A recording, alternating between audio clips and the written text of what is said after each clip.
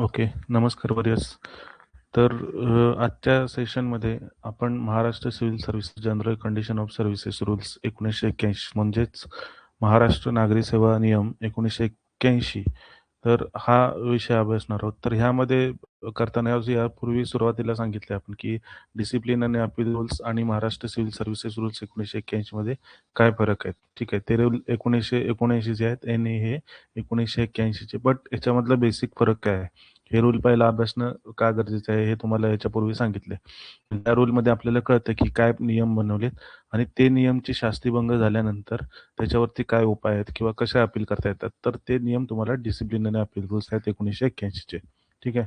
तर हा नियम अभ्यासण्यापूर्वी सगळ्यात पहिली गोष्ट इम्पॉर्टंट ठरते की ह्याच्या पाठीमागची ऐतिहासिक पार्श्वभूमी काय आहे, म्हणजे हे नियम कशा प्रकारे अस्तित्वात आले. ठीक आहे. तर तुम्हाला माहिती असेल, जर तुम्ही हिस्ट्री वाचली असेल तर ज्या वेळेला 1960ला महाराष्ट्र 1 मे 1960ला महाराष्ट्र राज्याची निर्मिती झाली, तर त्याच्या पूर्वी म्हणजे 1981ला हे रूल्स अस्तित्वात आले. बट त्याच्यापूर्वी रूल्स कोणते होते, तर त्यावेळेला बॉम्बे सिव्हिल सर्व्हिसेस रूल्स 1959 हे अस्तित्वात होते. ठीक आहे. म्हणजे ते रूल्स त्यावेळेला 1959 हे अस्तित्वात होते. हे 20 वर्ष कंटिन्यू झालेत 1981ला नवीन रूल्स बनेपर्यंत. ठीक आहे. तर ते त्यावेळेला त्याचं नाव होतं बॉम्बे सिव्हिल सर्व्हिसेस रूल्स, कारण त्यावेळेला प्रोव्हिन्सेस होते. ठीक आहे. म्हणजे तुमची just after the independence Bombay तुम्ही ह्याचा कॉर्पोरेशनचा पण ऍक्ट जर बघितला असेल किंवा स्टॅम्प ऍक्ट जर बघितला असेल तर तिथे बॉम्बे असा शब्द दिसतो तुम्हाला.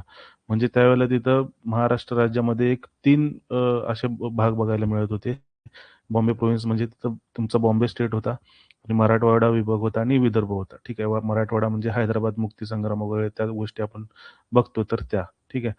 मग झालं असं की 1981 पूर्वी प्रशासकीय कामासाठी हे बॉम्बे सिव्हिल सर्व्हिसेस रूल ही मुख्य नियमावली म्हणून वापरली जात होती. ठीक आहे.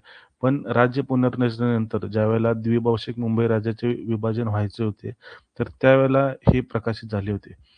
आणि झालं असं की महाराष्ट्र राज्याची निर्मिती ज्यावेळेला झाली म्हणजे 1 मे 1960ला, तेव्हा कर्मचाऱ्यांच्या सेवा शर्तींसाठी एक कायदेशीर चौकट म्हणून हे BCSR नियम हे वारसा हक्काने त्यांना मिळाले. म्हणजे त्यामध्ये हे सगळे आता ह्याच्या पाठीमागची पार्श्वभूमी तुम्हाला जाणून घेणे इम्पॉर्टंट आहे. कारण त्यावेळेला वेगवेगळे रूल्स वेगवेगळ्या म्हणजे मध्य प्रदेश सुद्धा येत होता तिथं आणि हैदराबाद सुद्धा लोक येत होती. मग महाराष्ट्राची ज्यावेळेला बाउंड्री फिक्स झाली तर त्याच्यानंतर युनिफाईड कशा पद्धतीने केले गेले, तर तुम्हाला हे यातून कळणार. ठीक आहे. आता महाराष्ट्राच्या राज्याच्या स्थापनेनंतर राज्यासमोर एक म्हणजे आव्हान होतं, म्हणजे प्रशासकीय एकत्रीकरण कशा पद्धतीने करायचं. तर अशा पद्धतीनं राज्य होतं की एक पूर्वीचं बॉम्बे स्टेट, ठीक आहे, आणि मराठवाडा विभाग म्हणजे पूर्वीच्या हैदराबाद राज्यांच्या नियमानुसार जो मराठवाडा विभाग होता किंवा विदर्भ विभाग असेल म्हणजे पूर्वीचा मध्य प्रदेश तुम्ही जर म्हटला, तर हे 3 वेगवेगळे पार्ट झाले. तर त्यांचं एकत्रीकरण कसं करायचं? तर ते करण्यासाठी करायच्या अगोदर 1959 चे जे हे रूल आपण बघतोय, तर हे रूल जवळपास 2 दशकं सरकार या जुन्या नियमांच्या आधारे शासन निर्णय किंवा म्हणा किंवा काही परिपत्रकं काढून सगळी कामकाजं चालवत होतं. ठीक आहे. मग झालं असं की त्यामुळे प्रशासनात मोठ्या अडचणी निर्माण झाल्या. कारण वेगवेगळ्या विभागातील अधिकाऱ्यांना एक समान नियम लागू करताना सारखी कसरत करावी लागायची. जसं तुम्ही यू-डी-सी-पी-आर वगैरेचं बघता म्हणजे बांधकाम नियमावलीचं. तर पूर्वी डी-सी-आर हे प्रत्येक ठिकाणी वेगवेगळे होते. पण आता ते युनिफाईड केलं गेलंय. ठीक आहे. सो सेम प्रॉब्लेम हा ह्या गोष्टींसाठी आला होता. कारण ते रूल त्या महाराष्ट्र राज्याची ज्यावेळेला बाउंडरी फिक्स झाली 1960ला, तर त्यानंतर तिकडचे वेगळे आणि इकडचे वेगळे अशा पद्धतीचे कॉन्फ्लिक्ट्स व्हायला लागले. ठीक आहे. आणि जी-आर इतके झाले, त्याच्यामध्ये अमेंडमेंट्स इतक्या झाल्या, तर 1900 त्याच्यामुळे झालं असं की 1970च्या जो काही दशक होता, तर त्या दशकाच्या अखेरीला जी 1959 ची नियमावली होती, तर ती एवढ्या अमेंडमेंट झाल्या होत्या, की ती भरपूर किचकट झाली होती. ठीक आहे. मग वित्त विभागाला असं वाटलं, की या नियमांचे सुलभीकरण म्हणा किंवा तुमची त्याची पुनर्रचना किंवा विषयानुसार एक स्वतंत्र खंडात विभागणी करण्याची त्यांना गरज वाटत होती. कारण का तुम्हाला पहिलं सांगितलं, हे प्रशासकीय गोष्टीसाठी प्रशासनामध्ये अडचणी होतात सगळ्या गोष्टी करणं. ठीक आहे. आणि त्याच्या पाठीमागे त्यांचा एकच हेतू होता, की ह्या नियमांना एक व्यवस्थित स्वयंपूर्ण करायचं नियमांना. म्हणजे जेणेकरून जर एखाद्या व्यक्तीला समजा एक पर्टिक्युलर नियम पाहिजे असतील म्हणजे त्याला रजा नियम पाहिजे असतील समजा, तर त्याला वेतन किंवा निवृत्ती वेतनाची माहिती असलेल्या मोठ्या पुस्तकातनं शोधाशोध करायची गरज लागणार नाही. ठीक आहे. हा एक रूल बघितला तर याच्या अंडरच सगळ्या गोष्टी होऊन जातील. ठीक आहे. तर अ, हे रूल ज्यावेळेला अस्तित्वात आले, त्यावेळेला बघायला गेलं तर आपण एक राष्ट्रीय काँग्रेस पक्षाच्या कार्यकाळात ते लागू झाले. आणि बॅरिस्टर अंतुले हे त्यावेळेला तिथं मुख्यमंत्री होते. ते 1980 ते 82चा कार्यकाळ होता त्यांचा त्यावेळेला. आणि त्या काळामध्ये सुरुवातीला राज्य फॉर्म झाल्यानंतर म्हणजे डेव्हलपमेंट चालू होती. पंचवार्षिक योजना वगैरे या सगळ्या गोष्टी बघितल्या तर एक देशाचा डेव्हलपिंग कंट्री म्हणून कुठेतरी सुरुवात झाली होती. आणि नोकरशाहीला शिस्त लावण्याची किंवा राजकीय प्रशासकीय यंत्र आधुनिक करण्याचा एक हा काळ होता असं म्हटलं तर वावगं ठरणार नाही. तर महाराष्ट्र राज्याच्या निर्मितीनंतर 21 वर्षांनी सुद्धा महाराष्ट्राची बॉम्बे ही ओळख कायम होती. ती बदलून त्याला एक विशिष्ट महाराष्ट्र ओळख देण्याचा सरकारचा एक प्रयत्न होता. म्हणजे एक मानस होता म्हटलं तरी चुकीचं ठरणार नाही. तर ह्याच्यासाठी झालं असं की ही अधिसूचना आपण इथून पुढे ज्यावेळेला ह्याच्यामध्ये जाऊन बघणार तर 309 राज्यघटनेच्या 309 कलमाअंतर्गत हे रूल्स तयार करण्यात आले. पण ही जरी अधिसूचना जरी राज्यपाल करत असतील किंवा काढत असतील तरी त्याचा जो ड्राफ्ट तयार करायचा होता किंवा त्याची जो कोड तयार करायचा होता, संहिताबद्ध करायचं होतं त्या नियमांना, तर हे मुख्य काम हे वित्त विभागानं केलं होतं. तर त्यावेळेचे तत्कालीन वित्तमंत्री जे रामराव आडिक होते, तर त्यांच्या कार्यकाळात हे सगळे प्रसिद्ध झाले होते. म्हणजे वेतन म्हणा, निवृत्ती वेतन म्हणा आणि रजा या बाबींवरती मोठा आर्थिक परिणाम होत होता. त्यामुळे वित्त विभाग हा प्रकल्पाचा म्हणजे शेवटी ह्या सगळ्या गोष्टी होत्या त्या रिलेटेड टू फायनान्स होत्या. ठीक आहे. म्हणून फायनान्स हा त्याचा पॅरेंट डिपार्टमेंट होता त्यावेळेला. म्हणजे आत्ता सुद्धा आहेच, बट त्यावेळेस आपण जाणून घेतोय ना. आणि जे काही इतर वित्त आणि सामान्य प्रशासनातील म्हणजे गॅडमधले जे काही वरिष्ठ आय-ए-एस अधिकारी वगैरे होते, तर ह्या 2 दशकातील विखुरलेल्या शासन निर्णयांचा त्यांनी व्यवस्थित अभ्यास केला आणि ह्या सगळ्या रूल्स जे आहेत ते त्यांनी ड्राफ्ट केले आणि त्याचे एक संहिताबद्ध करण्याचं काम त्यांनी केले. जेणेकरून काय होईल, की नवीन नियम जुन्या कायदेशीर संरक्षणाशी विसंगत ठरणार नाहीत. ठीक आहे. म्हणजे ह्याच्यामध्ये कॉन्फ्लिक्ट्स होणार नाहीत अशा पद्धतीची ही त्यांची भूमिका होती. तर 1960 ते 1981 असं बघायला गेलं. 1960 हे वर्ष का घेतोय आपण, की 1 मे 1960 हा वर्ष 21 वर्ष लागले. जवळपास 21 वर्ष हे रूल्स बनलेच नव्हते.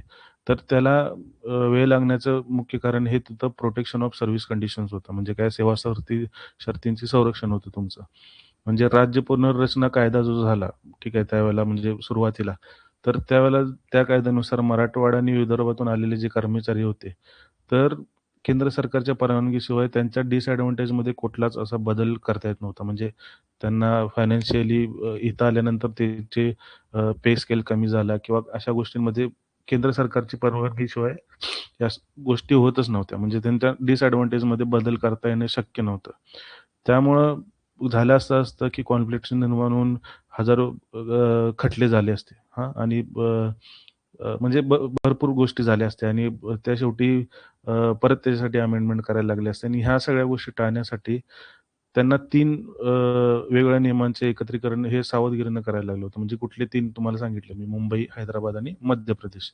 तर ह्याच्यामध्ये झालं असं की हे करताना त्यांनी काय केलं, की त्यांनी टेक्निकली जे काही एम-सी-एस-आर आहेत आता 1981 चे, तर ते 1959ला रिपील केलं नाही. ठीक आहे. म्हणजे रिपील म्हणजे काय डायरेक्टली ते रद्द करून हा निर्णय लागू झाला अशा पद्धतीचं केलं नाही. तर महाराष्ट्र राज्यापुरतं त्यांचं एक सुपरसीड घेतलं. म्हणजे महाराष्ट्र राज्यासाठी हे नियम वरती राहतील बाबा असं त्यांनी सांगितलं. आणि त्यांना त्यावेळेला ते हे पण दिलं होतं, की तुम्हाला कुठले नियम चूज करायचे आहेत, ते तुमचं तुम्ही करा. मग त्या नियमानुसार तुमचं होईल. म्हणजे अशा पद्धतीने त्यांनी डायरेक्टली लॅप्स न करता ही कायदेशीर बाजूला कुठेतरी बगल मारून त्या गोष्टी सुपरसीड केल्या होत्या. आणि त्यावेळेला ही पण त्यांच्यासमोर आव्हान होतं, की मराठीमध्ये कशा पद्धतीने याचा अनुवाद करायचा किंवा काय.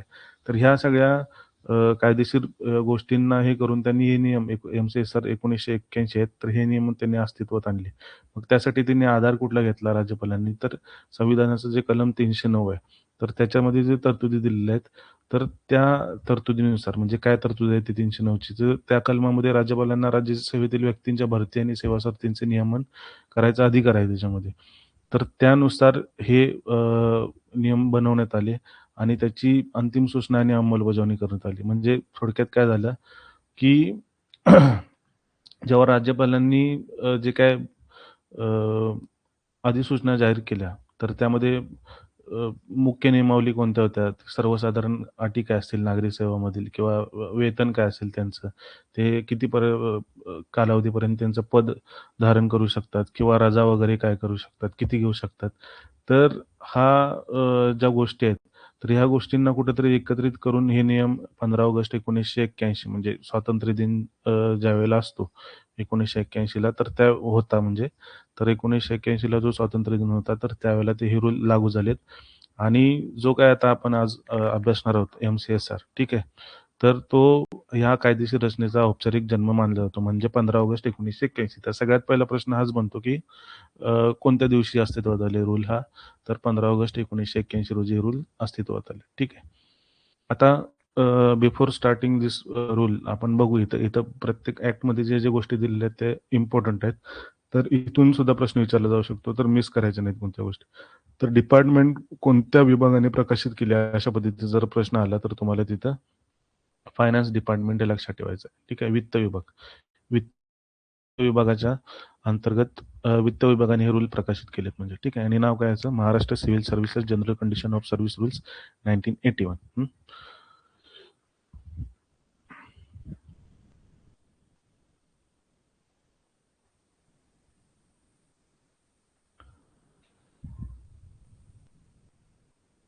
आता ह्याच्यात जर बघायला गेलात तर तुम्ही चॅप्टर किती आहेत हा सेकंड क्वेश्चन असू शकतो. ह्यासाठी सांगतोय की एक्झाम ही तुमची ही एमसीक्यू बेस्ड असणार आहे आणि ह्या एमसीक्यूएस मध्ये कोणत्या पद्धतीचे प्रश्न विचारले गेले आहेत किंवा जनरली विचारण्याचा ट्रेंड काय असतो या गोष्टी पकडून इम्पॉर्टंट गोष्टी पिक करायच्या आहेत आणि जास्तीत जास्त ज्या गोष्टी महत्त्वाच्या आहेत म्हणजे ज्या गोष्टी ह्याचा आत्मा म्हटलं तरी तुम्ही वावगं ठरणार तर त्या गोष्टींवरती फोकस करायचं तुम्ही ठीक आहे. तर बघा ह्याच्यामध्ये चॅप्टर किती आहेत टोटल 6 चॅप्टर आहेत आणि रूल तुमचे आहेत एकूण 52 रूल्स आहेत ठीक आहे. आणि जर तुम्ही अपेंडिक्स म्हटलं तर 6 अपेंडिक्स आहेत त्याच्यामध्ये ठीक आहे. तर बघू आपण ठीक आहे 6 लक्षात ठेवा. तर government of Maharashtra finance department 23 जुलै 1979ला एक नोटिफिकेशन जाहीर केलं होतं. तर तर त्यामध्ये त्यांनी काय सांगितलं की in exercise of the powers conferred by the provision of article 309 of the constitution of India the governor of Maharashtra is hereby pleased to make the following rules ठीक आहे. म्हणजे जे काही राज्यघटनेतलं 309 कलम आहे तर त्या 309 कलम तुम्हाला सांगितलं त्याच्यामध्ये काय आहे तर त्या 309 कलमाअंतर्गत जे काही महाराष्ट्र राज्याचे राज्यपाल आहेत तर तर त्यांनी खालील प्रमाणे रूल बनवलेले आहेत ठीक आहे. तर चॅप्टर 1 काय याचा तर general short title and commencement म्हणजे ह्या रूलचं नाव काय आणि कधी अस्तित्वात आले. तर these rule may be called the Maharashtra Civil Services General Condition of Services Rules 1981 and they shall come into force on the 15th of August 1981. तर हे डेट लक्षात ठेवायची 15 ऑगस्ट 1981ला हे रूल अस्तित्वात आले आणि कोणत्या आर्टिकल अंतर्गत? Article 309 of the constitution of India. आता या रूल्सचं एक्सटेंट आणि ऍप्लिकेशन काय आहे? ठीक आहे, हे वन बाय वन आपण बघू. आता हे रूल अभ्यासण्याचं पाठीमागचं कारण काय आहे? तर ह्या तुम्ही जर आता महाराष्ट्र शासनाच्या आता नवी मुंबई म्युनिसिपल कॉर्पोरेशनच्या सहाय्यक आयुक्त या पदावरती तर तुम्ही जाणार आहे. ठीक आहे. जर तुम्ही महाराष्ट्र शासनाचे कायमस्वरूपी कर्मचारी असाल तर तुमचं संपूर्ण करिअर हे तुमच्या भरतीपासून म्हणा तुमच्या पेन्शनपर्यंत, म्हणजे तुमचंच असं नाही, जे जे कोण लोक ह्या सेवेमध्ये आहेत आता तेच बघणार आहोत आपण, याचा एक्सटेंट कुठपर्यंत आहे, म्हणजे कोणाकोणाला लागू होतात आणि कोणाला होत नाहीत. तर जे काय महाराष्ट्र शासनाच्या अंतर्गत म्हणजे जिथे जिथे हे रूल्स लागू होतात तर त्यांच्या काय म्हणतात जॉईनिंग पासून ते त्यांच्या पेन्शन पर्यंत सगळी जी काही प्रोसिजर आहे तर ती ह्या पुस्तकातील रूल्सनुसार चालते. ठीक आहे. आता ह्याच्यामध्ये तुमची NNMC मध्ये जी काय असिस्टंट कमिशनर भरती ही टेम्पररी स्वरूपाची आहे. ठीक आहे. तर त्यासाठी पण इम्पॉर्टंट आहेत, कारण कायमस्वरूपी आणि तात्पुरत्या कर्मचाऱ्यांच्या हक्कामध्ये काय एक मायनर फरक असतात. तर त्या गोष्टी तुम्हाला जसे जसे आहेत ते पुढे तुम्हाला लक्षात येतील. ठीक आहे. आपण इंग्लिशमध्ये बघू, पहिला रीड करू ह्याचा काय अर्थ आहे, मग मी मराठीत तुम्हाला सांगतो याचा अर्थ काय होतो. ठीक आहे. आता हे एक्सटेंट ऑफ ऍप्लिकेशन काय बघ, except where it is otherwise expressed or implied, म्हणजे जोपर्यंत कुठंच सांगितलेलं नाही तोपर्यंत these rules apply to who? To all members of services and holders of posts whose condition of service the government of Maharashtra are competent to prescribe. म्हणजे महाराष्ट्र शासनाच्या अखत्यारीत येणाऱ्या सर्व सेवा सदस्यांना आणि पदधारकांना हे नियम लागू आहेत. ज्यांचे सर्व्हिस आणि त्याच्यावरची सेवा शर्ती ही महाराष्ट्र शासन इथं सांगण्यास सक्षम आहे, तर अशा प्रत्येक व्यक्तीला हे रूल्स लागू होणार आहे जोपर्यंत, आणि except where it is otherwise express or implied म्हणजे काय, जोपर्यंत इतर काही ठराविक अशा नोंदी करून सांगितलेलं नाही तोपर्यंत. ठीक आहे. आणि दे शाल ऑल्सो अप्लाय टू, अजून कुठे अप्लाय होतात तर any person for whose appointment and condition of employment special provision is made by under any law for the time being in force, म्हणजे ज्यांच्या नियुक्तीसाठी विशेष कायदेशीर तरतूद आहे अशा व्यक्तींना सुद्धा लागू होतात. आता हे लक्षात ठेवायचे तुम्ही, म्हणजे हा इथंच क्वेश्चन पहिला म्हणजे तयार होतो MCQ की Maharashtra civil services rules 1981 are applicable to option 1, option 2, option 3, option 4. So ह्यामध्ये तुम्हाला ह्या सगळ्या गोष्टी माहीत असणं गरजेचं आहे. ही पहिली गोष्ट. ही दुसरी गोष्ट म्हणजे नियुक्तीसाठी विशेष कायदेशीर तरतूद आहे अशा व्यक्तींना. आणि थर्ड वन बी मध्ये काय, any person in respect of whose service pay and allowances and pension or any of then special service provision has been made by an agreement. ठीक आहे, by an agreement with him in respect of any matter not covered by the provision of such law or agreement. म्हणजे अशी व्यक्ती ज्याच्याशी विशिष्ट सेवा करार झालेला आहे अशा व्यक्तींना सुद्धा हे लागू होतात. ठीक आहे. ॲग्रीमेंट हा लक्षात ठेवायचं.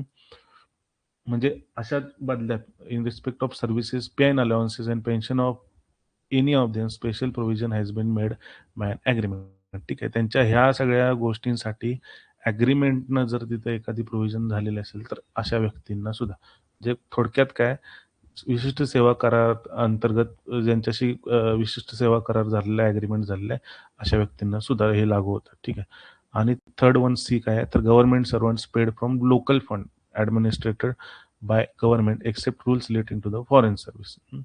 म्हणजे सरकारी प्रशासनातील स्थानिक निधीतून लोकल फंड मधून पगार घेणाऱ्या कर्मचाऱ्यांना सुद्धा इथं हे रूल लागू होतात. ठीक आहे. तर आता तुम्ही हे जे असिस्टंट कमिशनर ही टेम्पररी म्हणजे काय म्हणतात कंत्राटी भरतीवरती तुमचं पद आहे. ठीक आहे. तर तुम्ही हे तात्पुरत्या पदावरती त्यांनी सांगितलं की 2 वर्षापर्यंत व्हॅलिड असणार किंवा शासन जोपर्यंत तसा अध्यादेश काढत नाही तर तोपर्यंत असणार असं त्यांनी ॲडव्हर्टाईजमध्ये मेन्शन केलंय. ठीक आहे. तर ह्याच्यामध्ये महानगरपालिका जर बघायला गेलात, कॉर्पोरेशन आहे ना ती नवी मुंबई कॉर्पोरेशन, तर हा लोकल फंड हा प्रशासन करणारा विभाग आहे, म्हणजे तो विभाग प्रशासन करणारच आहे. ठीक आहे. तर जोपर्यंत तुमची नियुक्ती पत्रात वेगळं काय लिहिलेलं नाही तोपर्यंत तुम्हाला हे MCSRच लागू होतात. म्हणजे तिथं त्यांनी मेन्शन केलेलं नसलं काही नियुक्तीच्या वेळेला तुम्हाला कळते त्या गोष्टी, तर तिथं मेन्शन केलं नाही तोपर्यंत तुम्हाला MCSRच लागू होतील. म्हणजे तुमच्या इतर कुठलाही प्रॉब्लेम म्हणजे तुमच्या वॉर्डातील काही कंत्राटी कर्मचाऱ्यांची तक्रारी वगैरे सोडवायची असेल तर तुम्हाला हे एक्सटेंट इथं लक्षात ठेवणं गरजेचं आहे. ठीक आहे. आता हे जसं तुम्हाला सांगितलं तसं, की ह्याचा अर्थ काय, की नोट 1 काय दिली त्यांनी? की as regard to the amount of leave and pension government servants of the former state of Saurashtra, Kutch, Madhya Pradesh and Hyderabad allocated to the states of Bombay who have opted to be govern by the rules of the former state. म्हणजे यापूर्वीची जे तुम्हाला सांगितलं ना, Bombay state होतं, तर त्यामध्ये हे सगळे होते, सौराष्ट्र, कच्छ म्हणा, मध्य प्रदेश किंवा हैदराबाद. तर त्यांनी जर हे केलं असेल, म्हणजे त्यांनी काय केलं असेल, ऑप्ट केले, we have opted to be govern by the rules of the former states, म्हणजे यापूर्वीच्या जे काय बॉम्बे स्टेट होतं, तर त्यांचेच रूल त्यांनी ऍप्लिकेबल केलेले असतील. कधी तर before 1st day of the November 1956. तर तर त्यांना हे रूल ऍप्लिकेबल होतात. ठीक आहे. As modify from time to time will be govern by those rules. Option once exercise is a final. म्हणजे अशा पद्धतीने आता मला सांगितलं, की त्यांना ऑप्शन देण्यात आले होते, की एकतर आयदर ते चूज करा किंवा हे चूज करा. तर त्यांनी जर ते चूज केले असतील, तर त्यांना तो त्यांचा जो काही निर्णय असतो, तर तो त्यांचा हा फायनल समजला जाईल आणि त्यानुसारच त्यांना तिथं ट्रीट केलं जाईल. आता नोट 2 काय दिले त्यांनी, तर by virtue of rule 3 of all India services compensatory allowances and rule 3 of all India services travelling allowances. म्हणजे हे 2 अलाउन्स कुठले झाले, एक कंपेन्सेटरी अलाउन्स आणि एक झाला ट्रॅव्हलिंग अलाउन्स. कुणासाठी इथं बोलतोय ऑल इंडिया सर्व्हिसेस, म्हणजे कोण, जे IAS, IPS, IFS ही लोक आहेत, तर त्यांच्यासाठी. The compensatory and travelling allowance of all India services serving in connection with the, हे इम्पॉर्टंट आहे बघा, in connection with the affairs of the government of Maharashtra. म्हणजे महाराष्ट्र शासनाशी संबंधित ज्या काही गोष्टी असतील, तर त्याच्या अंतर्गत ते लोक कामं करत असतील, तर त्यांचा कंपेन्सेटरी अलाउन्स आणि ट्रॅव्हलिंग अलाउन्स, ठीक आहे, are regulated by the relevant provision of the Maharashtra civil services rules pertaining to compensatory allowance आणि ट्रॅव्हलिंग अलाउन्स. म्हणजे ह्या रूलमध्ये जे काय कंपेन्सेटरी अलाउन्स आणि ट्रॅव्हलिंग अलाउन्स दिलेत, तर त्यानुसार त्यांना ते भत्ती मिळतील. असा याचा अर्थ आहे. नोट 3 काय सांगते, the persons transfer to government service from local fund which is not administered by the government. म्हणजे मग अशी आपण बघितलं ना, की जे काही लोकल फंडमधून ज्यांना आपण पेमेंट करतोय, तर त्यांना सुद्धा हे लागू पडतात. पण असे व्यक्ती जर असतील, की ज्यांना लोकल फंडमधनं मिळतंय, पण ते गव्हर्नमेंट ॲडमिनिस्ट्रेट करत नाही लोकल फंड, तर ते will be treated as joining a first post under the government and their previous service shall not be count as a service. Obviously आहे, की ते गव्हर्नमेंटच्या तरीत येत नसल्यामुळे तो फंड्स, तर त्यांची ती सर्व्हिस समजली जाणार नाही. पण ज्या वेळेला ते गव्हर्नमेंटला जॉईन करतील, तर त्यांची ही फर्स्ट पोस्ट आहे, अशा पद्धतीने त्यांना ट्रीट केलं जाईल.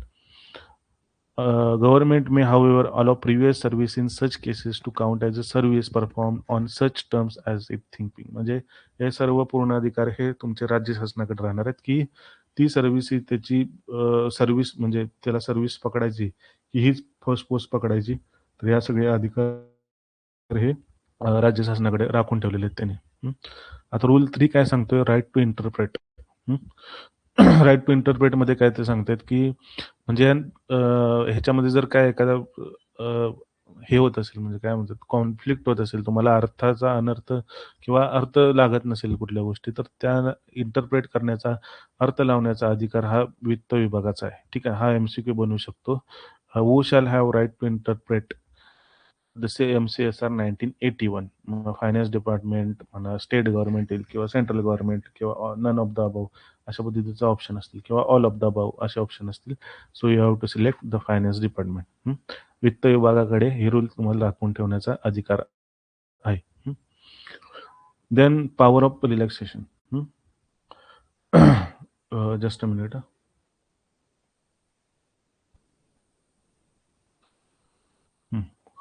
Then power of relaxation, where government is satisfied that the operation of any of these rules causes is likely or is likely to cause undue hardship. ठीक आहे, म्हणजे नियम शिथिल करण्याचा अधिकार जो आहे, शिथिल करण्याचा अधिकार, ठीक आहे.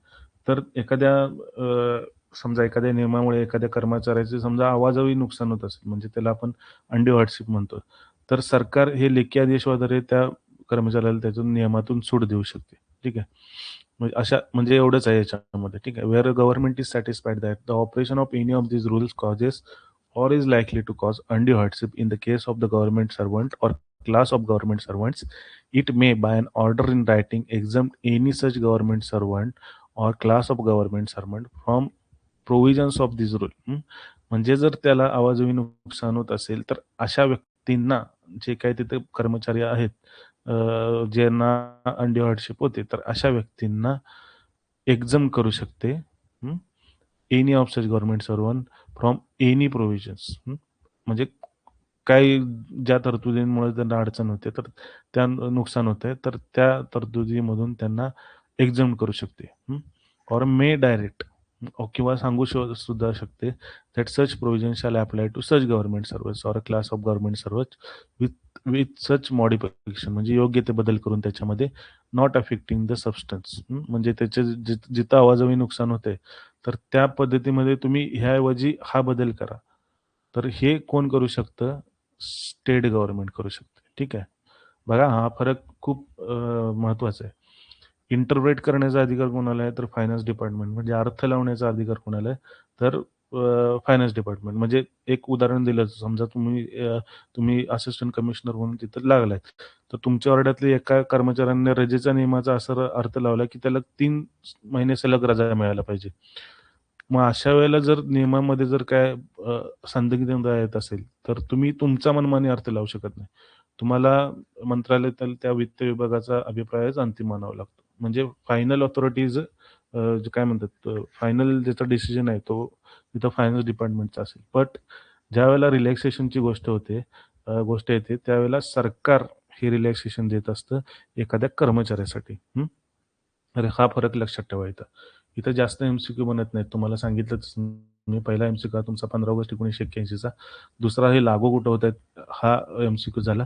तिसरा right to interpret who has rights, then finance department, आणि चौथं power to relaxation in case of undue hardship only, and who have this power? The state government. तर इतक्या या गोष्टी आहेत. Then fifth one is a validity of terms of contract. The terms of म्हणजे कराराची वैधता काय असणार आहे? The terms of specific contract enforceable at law necessary override the provisions of these rules. म्हणजे काय, कायद्याने अंमलात असलेल्या विशिष्ट करारातील अटी या नियमांपेक्षा वर ठरतील. म्हणजे अ, आता हा रूल तुमच्यासाठी इम्पॉर्टंट आहे ॲज अ असिस्टंट कमिशनर, कारण कॉन्ट्रॅक्ट बेसिसवरती हे घेणार आहेत. ठीक आहे. जर नियुक्तीपत्रात ते जर कॉन्ट्रॅक्ट असं लिहिलेलं असेल किंवा तुम्हाला निवृत्तीवेतन पेन्शन लागू होणार नाही, तर तुम्ही एम-सी-एस-आर या नियमांचा आधार घेऊन तिथं पेन्शन मागू शकत नाही तुमच्या सर्व्हिसनंतर. कारण तुमच्या करारातील अटी, म्हणजे तुमच्या ज्या कॉन्ट्रॅक्ट टर्म्स असतील, ह्या सर्वसाधारण नियमांपेक्षा हा प्रभावी ठरणार आहेत. म्हणजे इथं काय लिहिलंय? Necessarily override. कळालं ना तुम्हाला ही गोष्ट? की म्हणजे बघा, इथं त्या पद्धतीने जे लिहिलेलं असेल त्या करारात, तो करार वरचढ ठरणार आहे ह्या रूलपेक्षा, असं ते सांगतात. Then sixth one is a regulation of claims to pay, allowances, leave and pension. A government servant's claim to pay and allowances is regulated by the rules in force at that time. म्हणजे त्यांचे जे पे आणि allowances असतील, तर ते त्यावेळेला जे नियम अस्तित्वात असतील, तर त्याच्यानुसार असतील. हे रीड करून घेऊ आपण, पहिला तुम्हाला सांगतो मी नंतर. A government servant's claim to pay and allowances is regulated by the rules in force at that time, in respect of which the pay and allowances are earned. Hmm. To leave, by the rules in force at that time, the leave is applied for the granted. And to pension, by the rules in force at the time when the government servant retires or discharged from the service of the government. म्हणजे तो ज्या वेळेला तिथं लागू झालाय, त्यावेळेला ते जे नियम अस्तित्वात असेल, त्यानुसार त्याची पे, अलाउन्स आणि लीव्ह असणार आहे. इथं आपण हायलाइट करूया. To pay and allowances, to leave and to pension are governed by the rules in the force at the time when government servant retires or discharged from the service of the government. आता provided that ते काय म्हणतात की if during his service changes in disadvantages to him are introduced in the rules to which he became subject on entry into the service of the government, his pension shall not be less than that which would have been admissible but for the introduction of such changes. म्हणजे जर नोकरीत असताना नियमात जर त्यांच्या असा बदल झाला जो कर्मचाऱ्यांसाठी नुकसानकारक आहे, तर त्याला जुन्या फायदेशीर नियमांनुसारच पेन्शन मिळेल. असा त्याचा व्यवहारात अर्थ होतो.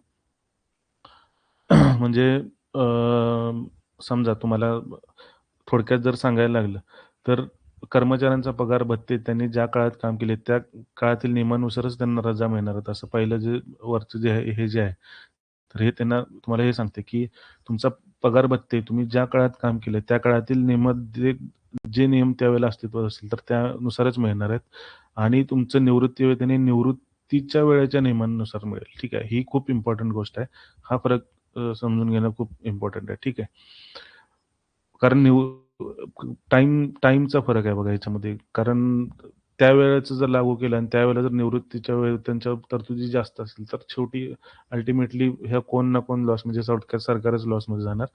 तर हे टाळण्यासाठी त्यांनी सांगितले, की तुमचे पगार आणि भत्ते ज्यावेळेला काम केले त्यानुसार असतील आणि निवृत्ती वेतन हे निवृत्तीच्या वेळेच्या नियमानुसार असेल. ठीक आहे. म्हणजे तुमचं समजा जॉइनिंग झाले 2025 ला 2026 ला.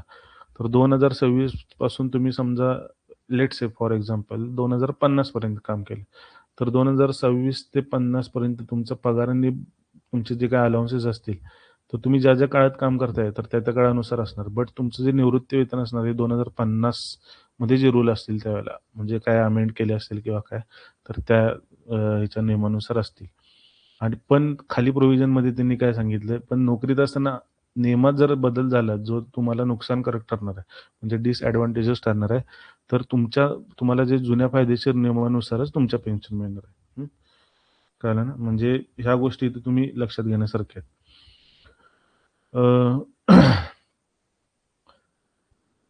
आता पुढं जर बघायला गेलं तर exercise and delegation of powers under this rules. ठीक आहे. म्हणजे अधिकारांचा वापर आणि प्रदान आपण कशा पद्धतीचं होणार आहे इथं बघू. तर no powers may be exercise or delegated under these rules except under the consultation with the finance department. जसं बघितलं आपण हे काय म्हणतात अर्थ लावण्याचा अधिकार कोणाला आहे तर फायनान्स डिपार्टमेंट आहेत. तर अशा पद्धतीचे ज्यावेळेला तुम्ही अधिकारांचा वापर आणि प्रदान करताय, ठीक आहे. एक्सरसाइज अँड डेलिगेटेड म्हणजे काय वापर आणि प्रदान करताय, तर त्यावेळेला तुम्हाला फायनान्स डिपार्टमेंटचं कन्सल्टेशन म्हणजे पूर्वसंमती घेणं गरजेचं आहे. It shall be open to finance department to prescribe by general or special order case in which its consent may be presume to have been given. म्हणजे काय की असं करताना फायनान्स डिपार्टमेंटला सुद्धा एक त्यांच्याकडे अधिकार असते की कोणते रूल तुम्हाला म्हणजे अशा काही गोष्टी आहेत की यासाठी तुम्हाला आमची पूर्वपरवानगी घ्यायला लागणार नाहीत. ऑटोमॅटिकली डीम अप्रूव्ड असं समजले जाते. ठीक आहे. तर ह्या अधिकार फायनान्स डिपार्टमेंटला असतो आणि अशा गोष्टी त्यांनी प्रिस्क्राईब करायच्या असतात. ठीक आहे. तर हे जे काही पॉवर्स कुठले कुठले डेलिगेट करत असतात ते अपेंडिक्स 1 मध्ये दिले हे त्यांनी नोटमध्ये सांगितले. म्हणजे समजा तुम्हाला हे पर्टिक्युलरली सारखं का सांगतोय मी ॲज अ असिस्टंट कमिशनर कारण तुम्हाला तो रोल समजून घ्यायचा आहे. तुम्ही गेला समजा तुम्ही तिथं नोकरीवरती आहे, तुम्हाला आयुक्त सगळ्याच फाईल बघू शकत नाही. मग ते तुम्हाला त्यांची पॉवर डेलिगेट करतात. ठीक आहे, की माझ्याकडे हा फाईल बघायचा अधिकार आहे ना, हा मी तुला देतोय, तू बघ ते फाईल म्हणून. पण नवीन अधिकार देताना किंवा बदलताना हा त्यांना फायनान्स डिपार्टमेंटचा तिथं सल्ला घेणं हे असतं म्हणजे काय ॲज पर रूल हा 7व्या रूलनुसार त्यांना अनिवार्य असतं. म्हणजे तिथं किती पण मोठे साहेब असू दे तरी पैशाच्या बाबतीत ते वित्त विभागाला विचारल्याशिवाय निर्णय घेऊ शकत नाही. म्हणजे तुमच्या खात्यातले समजा तुमच्याकडे एखादं खातं दिले त्या मंत्र्याला वाटलं की सगळ्या कर्मचाऱ्यांना आता आपण 5,000-5,000 बोनस द्यायचं दिवाळी आली म्हणून. पण ते स्वतः असं आदेश नाही काढू शकत ऑर्डर तिथं. त्यांनाही वित्त विभागांचं कॉन्फरन्स घ्यावंच लागते. आणि सगळ्यात शेवटचा म्हणजे ह्याच्यातला शेवटचा रूल असा आहे की 8वा rule reasons for concessions to be communicated to audit officer. म्हणजे सवलतीची कारणे ऑडिट ऑफिसरला कळवणे. म्हणजे जर कुठल्या तुम्ही एखाद्या ऑफिसरला सवलत देणार असतो कारण फायनान्स डिपार्टमेंटच्या अंतर्गत जे काही कॅग असतो 148 राज्यघटनेच्या कलमाच्या 148 अंतर्गत कॅग नियुक्त होतो. तर तो जो कॅग असतो तर त्या कॅगनं तिथं जो ऑडिट ऑफिसर अपॉइंट केलेला असतो जमा खर्च बघायसाठी, तर कन्सेशन दिलेलं असलं तर म्हणजे एखाद्या ह्याच्यामध्ये सवलत दिलेली असली, तर ते ऑडिट ऑफिसरला सांगणं गरजेचं असतं. कारण जमा खर्च आहे त्याच्याकडेच असतो. तर आपण इंग्लिशमध्ये बघू पहिला काय.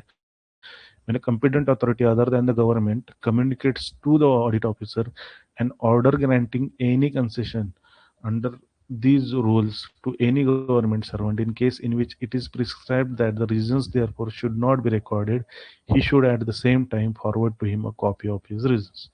म्हणजे काय जेव्हा एखादा सक्षम अधिकारी म्हणजे जो सरकार व्यतिरिक्त कोणाला अशी विशेष सवलत मंजूर करतो, कोणत्याही बाबतीत असेल ते, ठीक आहे. तर त्यानं त्यामागची लेखी काढणे ऑडिट ऑफिसरला तिथं त्यांना पाठवणं अनिवार्य आहे, ठीक आहे. म्हणजे सोप्या भाषेत सांगायचं झालं तर प्रत्येक कामासाठी थेट तुम्हाला राज्य सरकार आणि मंत्रालयाकडे जाण्याची गरज पडू नये म्हणून ह्या हायरार्कीमध्ये त्या पदांना ते अधिकार दिलेले असतात. म्हणजे जर फॉर एक्झाम्पल आपण बघायला गेलं तर जिल्हा प्रशासनामध्ये जर बघितलं तर जिल्हाधिकारी आपण म्हणतो ना, की तिथं जी काही प्लॅनिंग ऑथॉरिटी हा शब्द याच्यातला झाला, नियोजनचा नियोजनच्या बाबतीत झाला. बट जर बघायला गेलं तर जिल्हा प्रशासनात बघायला गेलं तर तिथं सक्षम म्हणजे कॉम्पिटंट ऑथॉरिटी आपण कोणाला म्हणतो, की जिल्हाधिकाऱ्यांना, ठीक आहे. म्हणजे जिल्ह्यांतर्गत बदल्या किंवा रजेच्या मंजुरीसाठी या गोष्टी. पोलीस डिपार्टमेंटमध्ये गेला तर तिथं सीपी किंवा एसपी असतात, म्हणजे पोलीस आयुक्त किंवा तुमचे पोलीस अधीक्षक. म्हणजे पोलीस कर्मचाऱ्यांना काही सवलती द्यायच्या असतील तेव्हा. किंवा शिक्षण विभागामध्ये गेला तर तिथं डायरेक्टर ऑफ एज्युकेशन किंवा शिक्षणाधिकारी म्हणजे शिक्षण संचालक किंवा शिक्षणाधिकारी. मग मंत्रालयात गेला तर तिथले सेक्रेटरी किंवा डेप्युटी सेक्रेटरी. तर अशा पद्धतीने ह्या गोष्टी म्हणजे प्रॅक्टिकलच बघायला झालं तर समजा तुम्हाला एखाद्या जिल्हाधिकाऱ्यांनी त्याच्या खास मर्जीतील क्लार्क म्हणजे एक जर क्लार्क त्याचा हे कोणत्या गोष्टी टाळण्यासाठी आहेत हे तुम्हाला ह्याच्या पाठीमागचं कारण सांगतो मी, ठीक आहे. ह्या ज्या गोष्टी आहेत ह्या सिच्युएशन म्हणजे समजण्यासाठी उदाहरण आहेत, ठीक आहे. मी काही रिअल लाईफ मधली उदाहरण देत नाही, तुम्ही तुम्हाला हे समजावं म्हणून, ठीक आहे. समजा एखाद्या जिल्हाधिकाऱ्यांनी त्यांचा एखादा क्लर्क खास असेल, तर ते नियमावर ह्या नियमामध्ये सांगितले, की इतकं घरभाडा भत्ता तुम्ही द्यायला पाहिजे, ठीक आहे. एचआरए तुम्ही द्यायला पाहिजे. पण त्यांनी जर वाढवून दिला, तर त्या जिल्हाधिकाऱ्यांना ऑडिट ऑफिसरला उत्तर द्यायला लागणार, की ही विशेष सवलत का दिली मी? जर पटण्यासारखं नसेल, तर ऑडिट ऑफिसर तो पगार किंवा सवलत रोखून ठेवू शकतो. म्हणजे थोडक्यात काय भ्रष्टाचार आणि वसुलीला रोखण्यासाठी हा नियम तुम्हाला तिथं फक्त सक्षम अधिकारी आहे म्हणून मी तिथं चालणार नाही, की मी कॉम्पिटंट ऑथॉरिटी आहे म्हणून मी दिलं. त्या कारणासह तुमचा आदेश तिथं महत्त्वाचा ठरणार आहे. ऑडिटमध्ये उद्या विचारणा झाल्यानंतर तुम्हाला ह्या सगळ्या गोष्टी पुढे येणार आहेत. सो ह्या गोष्टी समजण्यासाठी किंवा जमा आणि खर्चाची एक व्यवस्थित ताळेबंद राहण्यासाठी तिथं ऑडिट ऑफिसला या सगळ्या गोष्टी कम्युनिकेट करायचे. ठीक आहे. तर नेक्स्ट सेशनमध्ये आपण डेफिनेशन्स कव्हर करू आणि त्याच्या नेक्स्ट सेशनमध्ये पुढचे पार्ट्स कव्हर करू आपण. ठीक आहे. So thank you so much.